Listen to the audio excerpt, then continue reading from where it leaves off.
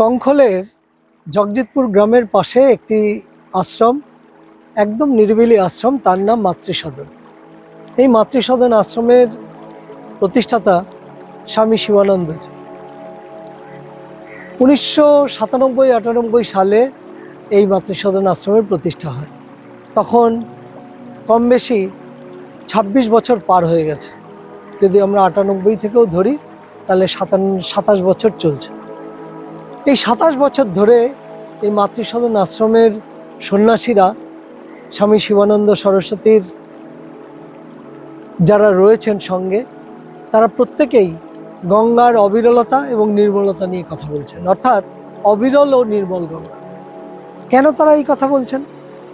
কারণ তারা আসলে আমাদের ভারতের প্রাণদায়িনী, জীবনদায়িনী যে জীবন রেখা, যে জলচক্র আমাদের জীবনচক্রকে বাঁচিয়ে রেখেছে।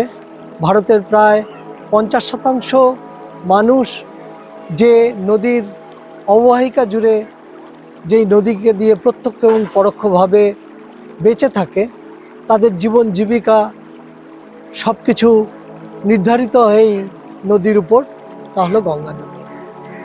অলকানন্দার থেকে নিচ অবধি, এই যে আমাদের কুম্ভক্ষেত্র অবধি, এখানকার 125 কিলোমিটারের মধ্যে প্রায় 1200 বাঁধ ব্যারেজ তৈরি করা হয়েছে।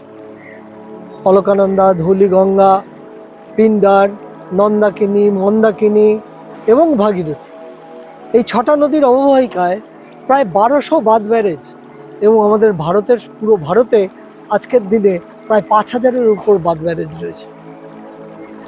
কেন এই মাতৃসদন আশ্রমের কথা বলছি? কারণ মাতৃসদন আশ্রম প্রতিষ্ঠার পর থেকে বিগত 27 বছরে প্রায় 67 বার এই আশ্রম থেকে অনশন হয়েছে। अनशन के 67वें दिवस पर 67 डेज पर এই আশ্রমের সন্ন্যাসীরা করেছেন অবিরল এবং নির্মল গঙ্গার জন্য অনশন। এই দাবিগুলোকে নিয়ে চলতেই থাকছে, এবং 2011 সালে 13ই জুন 111 দিন অনশনের পর 112তম দিনে মারা গেলেন स्वामी निगमानंद सरस्वती। हम अगर एक पौधे को यहाँ काटते हैं, एक पेड़ को काटते हैं, तो उसका प्रभाव पूरे ब्रह्मांडीय पर्यावरण पे पड़ता है, पूरे ब्रह्मांडीय मानसिकता पे पड़ता है। एक पक्षी को, पशु को मारते हैं, उसका प्रभाव पूरे ब्रह्मांड पे पड़ता है। अगर ये एक ना होता तो ये कैसे प्रभाव पड़ता? हम अगर एक नदी को प्रदूषित करते हैं, यहाँ पर एक वायु को प्रदूषित करते हैं, तो पूरे ब्रह्मांड पे पड़ता है, चाहे वो ओजोन लेयर में ही जाके हो। तो निश्चित रूप से प्राण एक है, तभी तो हो रहा है। মাত্র 35 বছর বয়সে একজন সন্ন্যাসী 111 দিন অনশন করছেন অবিরল এবং নির্মল গঙ্গার জন্য। তাদের ত্যাগ, তাদের অনশন, তাদের সত্যাগ্রহ, তা আসলে আমাদের মানব সভ্যতার জন্য, আমাদের জীবকুলের সভ্যতার জন্য, সকলের জন্য, এই পৃথিবীর জন্য, আমাদের যে জলচক্র, জীবনচক্রের কথা বারবার বলার চেষ্টা করছি, তার জন্য। অর্থাৎ অবিরল এবং নির্মল গঙ্গার জন্য, মানবকুলের জন্য, জীববৈচিত্র্যের জন্য, বাস্তুতন্ত্রের জন্য এই সন্ন্যাসীরা তাদের প্রাণ দিয়ে যাচ্ছে। 2011তেই শেষ নয়, আমরা জানি 2014 সাল। 2014 সালের 10ই জুলাই আবারও এক সন্ন্যাসীর প্রাণ গেল, তিনি বাবা নাগনাথ। अविरल गंगा के योद्धा बाबा नागनाथ का वाराणसी में निधन हो गया।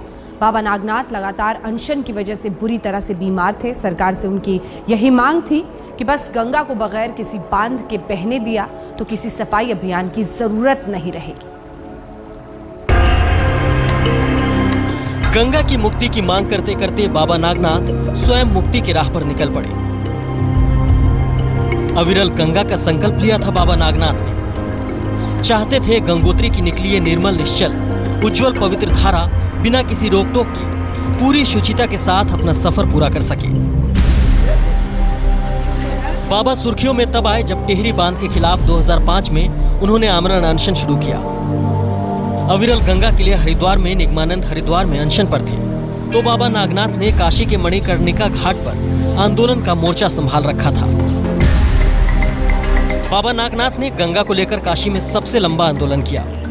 लेकिन कहीं ना कहीं बाबा हम लोग सब लोग के साथ हैं और बाबा की जो सोच है, जो विचारधारा है, उसको लेकर हम लोग आत्मसात करेंगे। और हम सरकार से मांग करते हैं कि बाबा के परिवार को, बाबा चूँकि शादी ब्याह भी नहीं किए थे और इनकी एक बड़ी ज़बरदस्त मांग थी और इस मांग को सरकार भी अपने साथ जोड़े और बाबा की मांग को पूरा करे। 55 साल के बाबा नागनाथ ने शुक्रवार तड़के 1:45 पर वाराणसी के एक निजी अस्पताल में आखिरी सांस ली। युवा शरीर, युवा जोश था उनका और माता गंगा के प्रति असीम अगाध श्रद्धा थी उनकी और वो चाहते थे कि अविरल धारा हो, तो वो प्राण छोड़ करके चले गए हैं। बाबा निगमानंद जी के बाद गंगा के लिए होने वाला दूसरा बलिदान है। इस बलिदान को हम लोग व्यर्थ नहीं जाने देंगे। गंगा की धारा किसी हालत में अविरल करनी होगी। गंगा के आसपास अवैध खनन के खिलाफ आंदोलन करने वाले निगमानंद की मौत 116 दिन के अनशन के बाद हुई थी। सवाल ये है कि निगमानंद और बाबा नागनाथ जैसे लोगों की गुहार सरकार तक क्यों नहीं पहुंच पाती। कुमार अभिषेक, वाराणसी, आज तक। এবং এই সমস্ত সন্ন্যাসীরা বারবার অবিরল এবং নির্মল গঙ্গার জন্য তাদের ত্যাগ, তাদের অনশন চালিয়ে গেছে।